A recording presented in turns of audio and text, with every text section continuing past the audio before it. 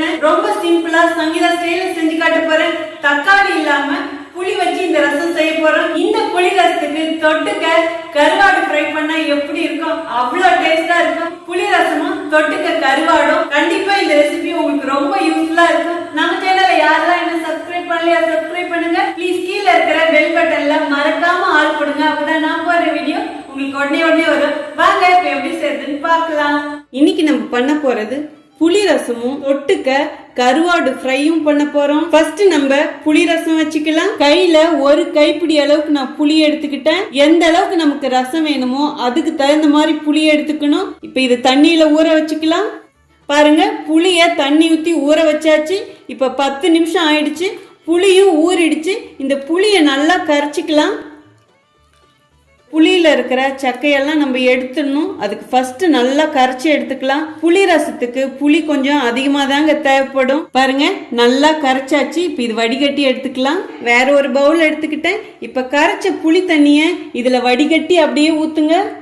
கையில வடிகட்டினாலே அந்த புளியெல்லாம் நின்றும். பாருங்க, இன்னும் இதுல புளி இருக்கு. இன்னும் கொஞ்சம் தண்ணி ஊத்தி கரைச்சிட்டு எடுத்துக்கலாம். இந்த ரசத்துக்கு தேவையான அளவு உப்பு போட்டுக்கலாம். கல் உப்பு போடுங்க, அதுதான் ரசத்துக்கு சுருன்னு டேஸ்ட் நல்லா இருக்கும். ஒரு கட்டு பூண்டு தட்டி வச்சிருக்கேன், அதுவும் இதிலே போட்டுக்கலாம். பூண்டு நம்ம தாளிக்கும் போது போட வேண்டாம், இந்த மாதிரி ரசம் கூட்டி வைக்கும் போது போடுங்க. கருவேப்பிலை ஒரு 4-5 கொத்து எடுத்திருக்கேன், இதை அப்படியே போடுங்க. எல்லாத்தையும் சேர்த்து ஒன்னா நல்லா கரைக்கணும். சின்ன வெங்காயம் 3 வெங்காயம் பொடியா கட் பண்ணி வச்சிருக்கேன், அதுவும் இதிலே போடுங்க. 1/2 டீஸ்பூன் பெருங்காய பொடி போட்டுக்கலாம். 1/4 டீஸ்பூன் மஞ்சள் பொடி போட்டுக்கலாம். வெறும் மிளகா பொடி ஒரு பிஞ்ச், அதாவது 1/4 டீஸ்பூன் போடுங்க போதும். இந்த மிளகா பொடி ஒரு டேஸ்ட்டுக்கு தான். நம்ம வரமிளகா தாளிக்கும் போது போடுவோம், அதுதான் காரம் கொடுக்கும். புளி ரசத்துக்கு கூட்டி வைக்கும் போது போட வேண்டிய பொருட்கள் இவ்வளோதான். இப்போ இது எல்லாத்தையும் சேர்த்து நல்லா கரைச்சி கொடுங்க. எண்ணெய் பொறுத்த வரைக்கும் புளி ரசத்துக்கு கொத்தமல்லி தழை போடக்கூடாது, கருவேப்பிலை மட்டும்தான் போடணும். இந்த ரசம் பார்த்தீங்கன்னா நாட்டுப்புறத்துல எப்படி வைப்பாங்களோ அந்த ஸ்டைல்ல தான் வைக்கிறேன். அதாவது ஒரு பக்கா கிராமத்துல எப்படி இருக்குமோ அப்படிதான். இருந்தா போடுவாங்க, இல்லைன்னா போட மாட்டாங்க. எங்க பாட்டி இந்த புளி ரசமும் கருவாடும் செஞ்சு தருவாங்க, அவ்வளோ சூப்பரா இருக்கும். கருவேப்பிலை மட்டும்தான் போடுவாங்க. அப்படியே இப்படி கை வச்சு கரைச்சிக்கிட்டே நடந்துகிட்டே செய்வாங்க. அந்த வாசம் எங்களுக்கு அப்படி அடிக்கும். இந்த கருவேப்பிலைய நான் காம்போட போட்டிருக்கேன். எங்க பாட்டி அப்படிதான் போடுவாங்க. அவங்க கிட்ட இருந்துதான் இந்த காம்போடு போட்டு செய்யறத நான் கத்துக்கிட்டேன். இப்படி எல்லாத்தையும் ஒண்ணு சேர்த்து கரைப்பாங்க. அப்படியே சோத்து மேல ஊத்தும் போது இந்த காம்பெல்லாம் அப்படியே இருக்கும். அதே மாதிரி பாத்தீங்கன்னா நான் ரசத்துக்கு பூண்டு தோலோட தட்டி போட்டிருக்கேன். உங்க விருப்பம், நீங்க தோல் இல்லாம போடலாம். எனக்கு தோலோட போட்டாதான் ரொம்ப பிடிக்கும்.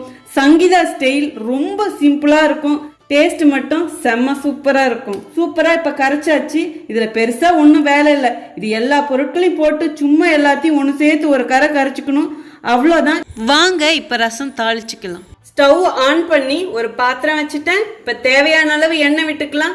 நான் தேங்காய் எண்ணெயில செய்யறேன். புளி ரசத்துக்கு கொஞ்சம் எண்ணெய் தூக்கலா விடுங்க, அப்பதான் நல்லா இருக்கும். அந்த புளி அடக்கி கொடுக்கும், இல்லைன்னா புளி அப்படியே தூக்கலா தெரியும். கடுகு 1 டீஸ்பூன் போட்டுக்கலாம். காஞ்ச மிளகா 10 கிள்ளி வச்சிருக்கேன், அதுவும் இதுலயே போட்டுக்கலாம். நீங்க எவ்வளவு புளி எடுக்கிறீங்களோ, எவ்வளவு ரசம் கூட்டி வைக்கணுமோ அதுக்கு தகுந்த மாதிரி காரம் போட்டுக்கோங்க. 1 டீஸ்பூன் ஜீரகமும் போட்டுக்கலாம். ஜீரகம் நசுக்கி போடக்கூடாது, இதே மாதிரி முழுசா போடுங்க. கருவேப்பிலை ஒரு கொத்து போடுங்க. மிளகாயில இருக்கிற விதை நல்லா அப்படியே ஃப்ரை ஆகணும், அப்பதான் இந்த ரசத்துக்கே ஒரு டேஸ்ட் வரும். இதுல நம்ம பெருசா ஒண்ணுமே செய்ய போறது கிடையாது தாளிப்புக்கு, அவ்வளவுதான். பாருங்க, இப்ப கூட்டி வச்ச ரசத்தையும் இதுல ஊத்திக்கலாம்.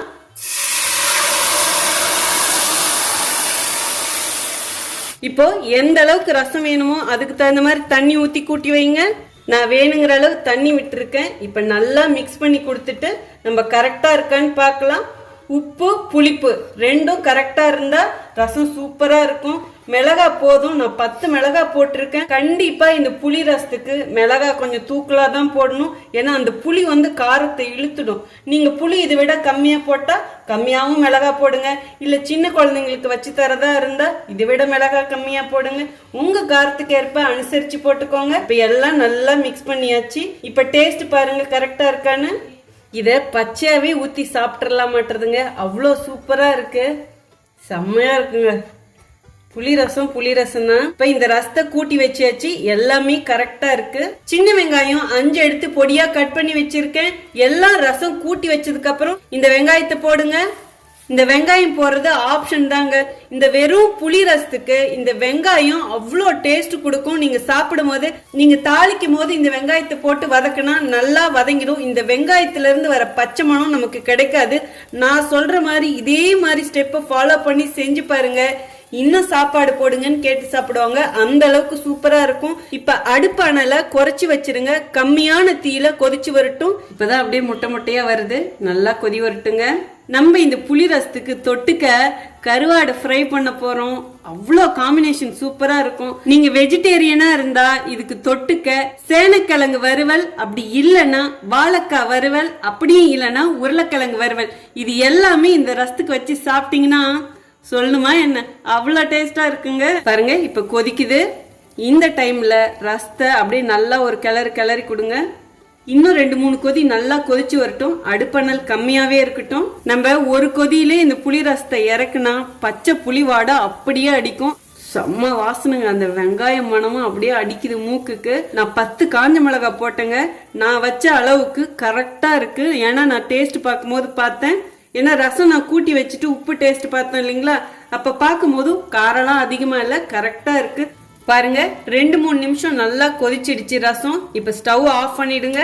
இந்த அளவு கொதிச்சா போதும். இந்த ரசத்துக்கு ஃபைனலா ஒரு டச்சப் இருக்கு. அது சங்கீதா ஸ்டைல். விருப்பப்பட்டா நீங்க இப்படி செய்யுங்க, இல்லைன்னா வேண்டாம். பட் செம்ம டேஸ்டா இருக்கும். லாஸ்டா 1/2 டீஸ்பூன் இல்ல 1 டீஸ்பூன் அப்படியே தேங்காய் எண்ணெய் விடுங்க. சூப்பரா இருக்கும். நீங்க நல்லெண்ணெய் கடலை எண்ணெய் அது கூட விடலாம், உங்க விருப்பம். 2 கொத்து கருவேப்பிலைய காம்போட எடுத்துக்கோங்க. அப்படியே உள்ள விடுங்க. இப்படி அப்படியே உள்ள விட்டு எடுங்க. லாஸ்டா இந்த மாதிரி பண்ணுங்க. செம்ம சூப்பரா இருக்கும். இது சங்கீதா பிள்ளை ஸ்டைல் தான். ஸோ ட்ரை பண்ணி பாருங்க. இதே மாதிரி நீங்களும் அப்படியே உள்ள வச்சு அமுக்கி கொடுத்துடலாம். அவ்வளவுதான். மணக்க நம்ம புளி ரசம் ஆஹா செம்ம சூப்பரா இருக்குங்க. இன்னைக்கு ஒரு புடி பிடிச்சிட வேண்டியதுதான். புளி ரசம் முடிஞ்சது. அவ்வளவுதான், சூப்பரா வந்துருச்சு. வாங்க அடுத்தது கருவாடு எப்படி ஃப்ரை பண்ணு பார்க்கலாம். இப்ப நம்ம கருவாடு ஃப்ரை பண்றதுக்கு 1/2 கிலோ நான் கருவாடை கிளீன் பண்ணி வச்சிருக்கேன். வாழை கருவாடு தான் எடுத்திருக்கேன். உங்களுக்கு எந்த கருவாடு இருக்கோ, இப்ப நான் செய்யற இதே ஸ்டைலே நீங்க எந்த கருவாடா இருந்தாலும் செய்யலாம். 1/2 கிலோவையும் நல்லா உரிச்சு கிளீன் பண்ணி எடுத்திருக்கேன். பாருங்க இந்த கருவாடு மேல தோல் இருக்கும். அந்த தோலை உரிச்சு எடுத்துட்டு தண்ணியில கழுவி எடுத்துட்டு 1 மணி நேரம் தண்ணிக்குள்ள இந்த கருவாடை போட்டு வச்சிருந்தேன். ஏன்னா இந்த கருவாடுல உப்பு நிறைய இருக்கும். தண்ணியில 1 மணி நேரம் போட்டு வச்சோமா இந்த கருவாடுல இருக்க உப்பெல்லாம் வெளியே வந்துடும். இதே மாதிரி கிளீன் பண்ணி எடுத்துக்கோங்க. இப்ப இந்த கருவாடுக்கு ரொம்ப சிம்பிளான கிராமத்துல எப்படி செய்வாங்களோ அதே ஸ்டைல இப்ப இதுக்கு மசாலா ரெடி பண்ணிக்கலாம். பாருங்க மசாலா மிக்ஸ் பண்றதுக்கு நான் ஒரு ட்ரே எடுத்துக்கிட்டேன். 1/2 டீஸ்பூன் மஞ்சள் பொடி போட்டிருக்கேன். 5 டீஸ்பூன் வெறும் மிளகாய் பொடி. இவ்வளவுதாங்க இதுக்கு தேவையான மசாலாவே. இதை 2ஐயும் ஒன்னா சேர்த்து மிக்ஸ் பண்ணுங்க. இதுக்கு உப்பு போடவே கூடாதுங்க. நான் எடுத்திருக்கிற கருவாடுல உப்பு இருக்கும். ஒரு சிலர் இதுல இஞ்சி பூண்டு பேஸ்ட், கரம் மசாலா, வேற என்னென்னமோ ஆட் பண்ணுவாங்க. நான் செய்யற இந்த முறையில செஞ்சு பாருங்க, செம்ம டேஸ்டா இருக்கும். இப்ப மிக்ஸ் பண்ணியாச்சு. எல்லா கருவாடுலயும் இந்த மசாலா தடவி எடுத்துக்கலாம். ரொம்ப மசாலா தடவுனா எண்ணெயிலே எல்லாம் வந்துடும். இதுக்கு எவ்வளவு தேவையோ அவ்வளவுதான். பாருங்க லாஸ்டா இப்படி பண்ணிடுங்க. 2 பக்கமும் தடவிட்டோம். நான் போட்டிருக்கிறது காஷ்மீர் மிளகா. ரொம்ப காரம் வராது, பட் நல்ல கலர் கொடுக்கும். இந்த அளவுக்கு புரட்டினா போதும். அதிகமா இருந்தா கண்டிப்பா எல்லாம் எண்ணெயில தான் வரும். இப்போ இது ஓரமா வச்சிடலாம். இந்த கருவாடுல இருக்கிற ஈரப்பதமே போதும். இந்த மசாலா இதுல ஒட்டிக்கும். கொஞ்சமா இப்படி பொடி எடுத்துக்கோங்க. கொஞ்சமா இதுல அப்படியே புரட்டி எடுங்க. ஈரம் பட்டுச்சுன்னா அதெல்லாம் கட்டி ஆயிடும். அப்புறம் கருவாடுல ஒட்டாது. இதே மாதிரியே எல்லா கருவாடுலயும் மசாலா தடவி எடுத்துக்கலாம். அவ்வளவுதாங்க, எல்லா கருவாடுக்கும் மசாலா தடவியாச்சு. இப்ப இது 10 நிமிஷம் ஊறட்டும். அதுக்கப்புறம் நம்ம பொரிச்சு எடுத்துக்கலாம். இப்போ கருவாடு பொரிக்கிறதுக்கு ஸ்டவ் ஆன் பண்ணி ஒரு பேன் வச்சுட்டேன். தேவையான அளவு எண்ணெய் விட்டுக்கலாம். நான் தேங்காய் எண்ணெயில தாங்க பொரிக்கிறேன். தேங்காய் எண்ணெயில பொரிக்கிறதா இந்த கருவாடு ஸ்பெஷலேன்னு சொல்லலாம். அவ்வளோ சூப்பரா இருக்கும். உங்களுக்கு என்ன எண்ணெய் விருப்பமோ அதுலயும் பொரிக்கலாம். இப்ப எண்ணெய் காஞ்சிக்கிச்சான்னு பாத்துக்கலாம். கொஞ்சோண்டு மசாலா போட்டு பாக்குறேன். பாருங்க நல்லா பொரியுது. இப்ப கருவாடை போட்டுக்கலாம். இதுல எவ்வளோ இடம் பிடிக்குதோ அதுக்கு தகுந்த மாதிரி போட்டு எடுத்துக்கலாம். ஃபர்ஸ்ட் கொஞ்சம் பெருசா இருக்கிறதெல்லாம் போட்டுக்கோங்க. சின்னதா இருக்கிறதெல்லாம் ஓரமா போட்டுக்கலாம். அடுப்பு அனல் மீடியமா வைங்க. ரொம்ப வச்சிங்கன்னா கரிஞ்சு போயிடும். ஆஹா, செம்ம வாசனைங்க. அந்த தேங்காய் எண்ணெய் மனம் சூப்பரா அடிக்குது. கருவாடு வாசம் வந்துடுச்சுங்க. கருவாடு பொரிச்சா வீடே ரொம்ப மனமா இருக்கும். பக்கத்துலலாம் எண்ணெய் தெரிச்சு பயங்கர வேலையா போயிடும். அதனால நான் எப்பயுமே மீன் கருவாடு பொரிக்கும் போது பின்னாடி எடுத்துட்டு வந்துடுவேன். ஏன்னா இங்கே ஈஸியா இருக்கும். நல்லா ஃப்ரை ஆகட்டும், அதுக்கப்புறம் நம்ம திருப்பலாம். அடுப்பணல் கம்மியாகவே வைங்க, இல்லை அந்த மசாலாலாம் தீஞ்சிடும். உள்ள அடுப்பில் நான் சாப்பாடு வச்சுருக்கேன். இன்னைக்கு சாதம், புளி ரசம், இந்த கருவாடு, இதுதாங்க. சத்தியமாக சொல்கிறேன், இதுக்கு ஈடு வேறு எதுவுமே இல்லைன்னு சொல்லலாம். அவ்வளோ சூப்பராக இருக்கும். நான் செய்கிறது வந்து நைட் டைமு, நல்லா இங்கே கூலாக இருக்குது. இந்த கூலிங்கில் இந்த ரசம் சாதமும் இந்த கருவாடும் அம்புட்டு டேஸ்ட்டாக இருக்கும். இப்போ இந்த பக்கம் வெந்திருக்கும், நம்ம திருப்பலாம். அப்படியே லேசாக திருப்பி கொடுங்க. கருவாடு உடையக்கூடாது நம்ம திருப்பும் போதும். இப்போ எல்லாத்தையும் இதே மாதிரியே திருப்பி கொடுத்துக்கலாம். கருவாடு வேகத்துக்கு முன்னாடியே திருப்பினா உடஞ்சிருங்க, பார்த்து செய்யுங்க. இது நல்லா வேகட்டும். கருவாடு சாப்பிடும் போது அப்படியே மொறு மொறுன்னு வரணும். கருவாடு பொரிக்கும் போது கொஞ்சம் தள்ளி நிற்கணுங்க, ஏன்னா அப்படியே எண்ணெய் தெறிக்கும். காற்றுங்கிறதுனால ஒரு பக்கம் நல்லா அனல் வருது, இன்னொரு பக்கம் வரல. அதனால் எந்த பக்கம் அனல் இருக்கோ நான் அதுக்கு தகுந்த மாதிரி திருப்பி கொடுத்துக்கிட்டே இருக்கேன். ஒரு வாட்டி மட்டும் திருப்பி கொடுத்தா பத்தாதுங்க, 2-3 வாட்டி அப்படியே திருப்பி திருப்பி போட்டு எடுத்துக்கிட்டே இருக்கணும். அப்போ தான் நல்லா மொறு மொறுன்னு வரும். பாருங்க, நல்லா இந்த மாதிரி வரணும். பாருங்க, இந்த கருவாடு நல்லா ஃப்ரை ஆயிடுச்சு. அப்படியே எண்ணெயை நல்லா வடிச்சிட்டு எடுங்க. எது சீக்கிரம் ஃப்ரை ஆகுதோ அதை எடுத்துட வேண்டியது தான். அப்படியே கலரை பாருங்க, சும்மா அப்படி இருக்கு. இதை எடுத்துடலாம். இதே மாதிரி எல்லாம் செவக்க செவக்க எடுத்துடலாம். நல்லா எண்ணெயை வடிச்சிட்டு எடுங்க.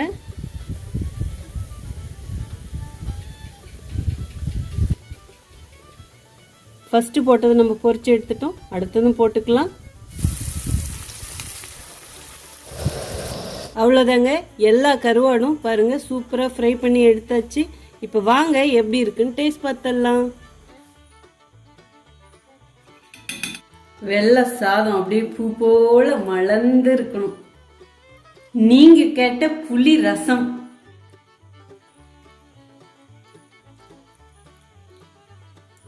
புளி ரசமும் தொட்டுக்க கருவாடும்.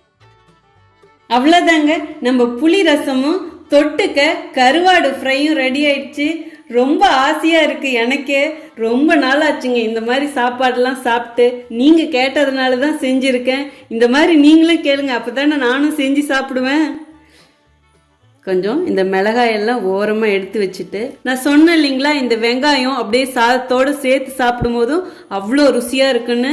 பாருங்கள், இந்த வெங்காயம் ஒரு பச்சை மணம் அடிக்கும், அப்படியே லைட்டாக வெந்திருக்கும், அப்புறம் கொஞ்சம் வாய்க்கு கிடைக்கும். நீங்கள் சாப்பிட்டு பாருங்களேன். Please please, Sangeetha style recipe இது. கண்டிப்பாக நீங்கள் செஞ்சு பார்க்கணுங்க. சாதம் கொஞ்சம் குலைவாக இருந்தால் நல்லா இருக்கும். இப்போ எப்படி இருக்குன்னு சாப்பிட்டு சொல்கிறேன். ஆஹா, அள்ளுதுங்க டேஸ்ட்டு. ஐயோ, எனக்கு வாயிலிருந்து எச்செல்லாம் ஊற்றுது. சான்ஸே இல்லை.